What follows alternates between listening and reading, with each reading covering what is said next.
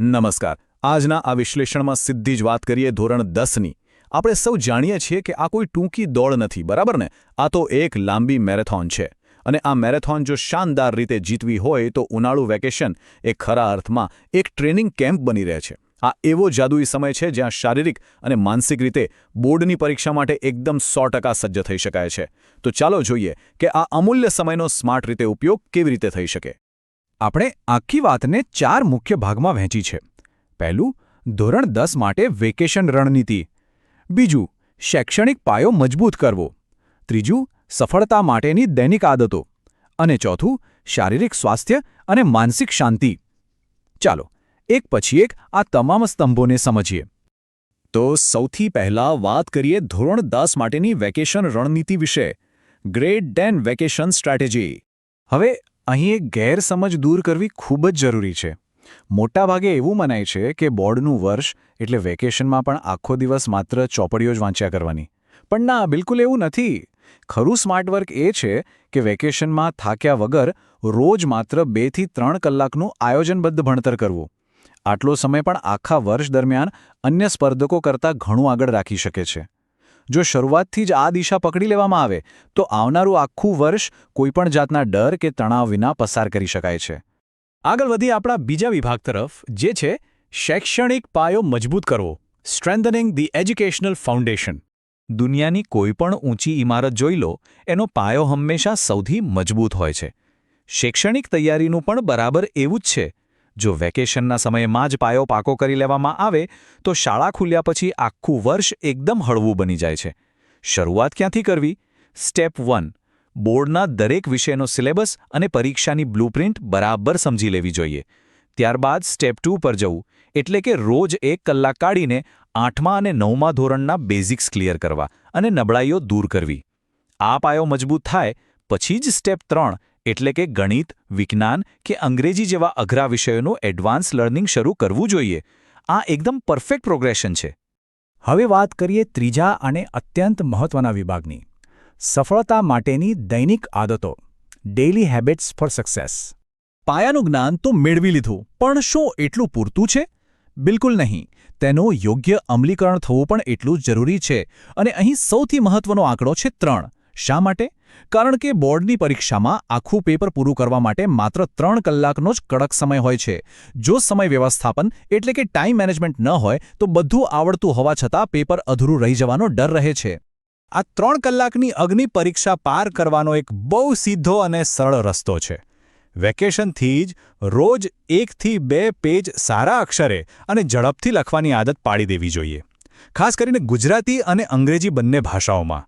જો અત્યારથી જ લખવાની સ્પીડ વધારવામાં આવે તો પરીક્ષા ખંડમાં જ્યારે સમય પૂરો થવાની તૈયારી હોય ને ત્યારે પેલું પેનિક કે ગભરામણ બિલકુલ નથી થતી.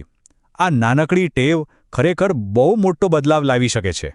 એક રસપ્રદ વાત કહું, સફળ વિદ્યાર્થીઓનું ટાઈમટેબલ ક્યારેય માત્ર પુસ્તકોથી ભરેલું નથી હોતું.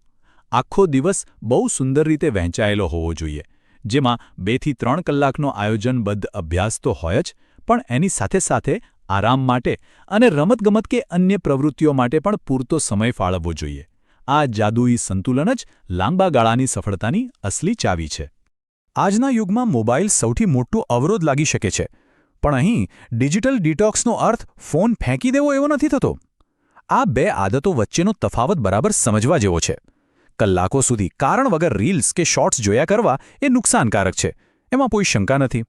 પણ એની સામે ઉચ્ચ મૂલ્ય ધરાવતા શૈક્ષણિક લર્નિંગ વિડીયો જોવા એ ખરેખર સમયનો અને ટેકનોલોજીનો સાચો ઉપયોગ છે. વેકેશનમાં સ્ક્રીન ટાઈમનો વધુ એક જબરદસ્ત ઉપયોગ થઈ શકે છે. અગાઉના વર્ષના બોર્ડ ટોપર્સના ઇન્ટરવ્યૂ અને ટિપ્સ ખાસ જોવા જોઈએ.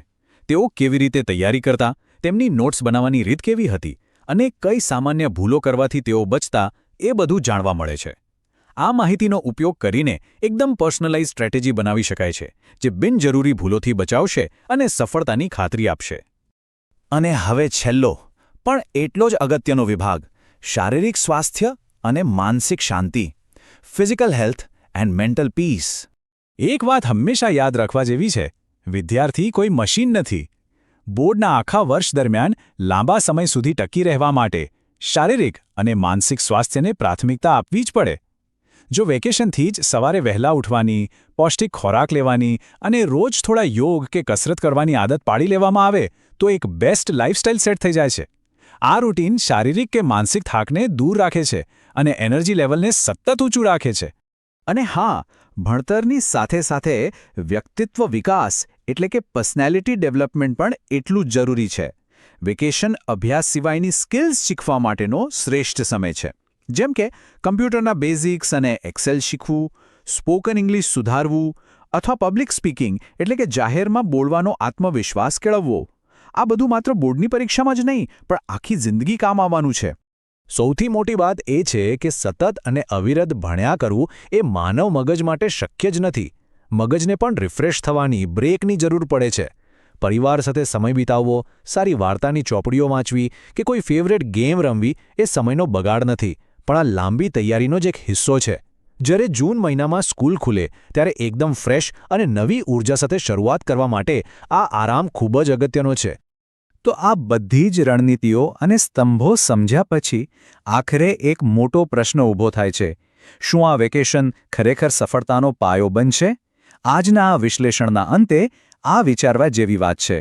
અત્યારે મળેલા આ ફ્રી સમયમાં જે પણ પસંદગીઓ થશે તે જ નક્કી કરશે કે શૈક્ષણિક સફળતાની ઇમારત કેટલી મજબૂત અને ઊંચી જશે. આ સમય છે આ રણનીતિઓને અમલમાં મૂકવાનો. આ વિશ્લેષણમાં જોડાવા બદલ ખૂબ ખૂબ આભાર.